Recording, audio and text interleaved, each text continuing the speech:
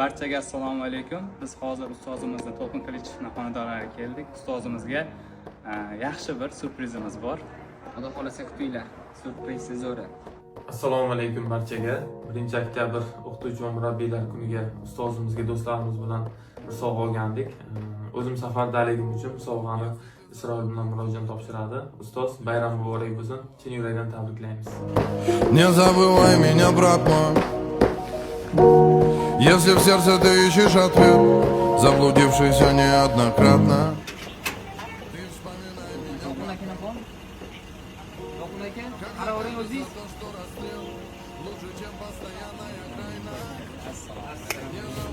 Меня, брат мой,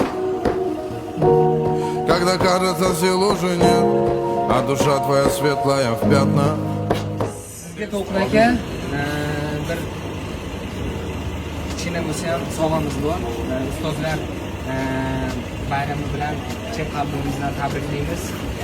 Mana shu kalit sizga To'lqin aka. Bu menga? Sizga sovg'a sizga. Seniki emasmi? Yo'q. Har doim baxtimizga sog' salomat bo'lib yuring. Bizga o'xshagan shogirdlarni ko'pini chiqaring.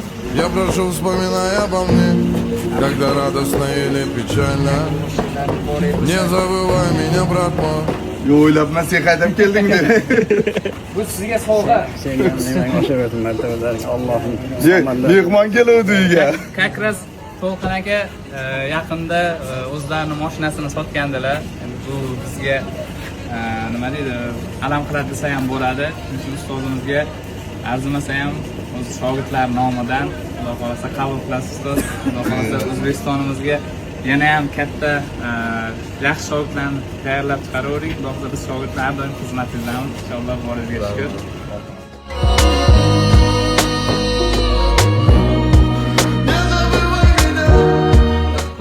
Olimpiada, jahon, Osiyo chempionlarini chiqaring. Inshaalloh hali hammasi yaxshi bo'ladi. Hali hammasi oldinda.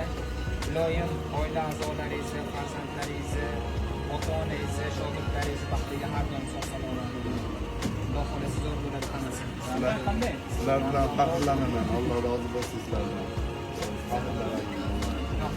Hamma narsam Zo'r bo'ladi hammasi. ortimi bilan bo'lsa ham mana shunday e'tibor berib, iloyim shunday shogirdlar nasib qilsin hammaga. Shokdaman, ustozlar kuniga Allohning nimasi bilan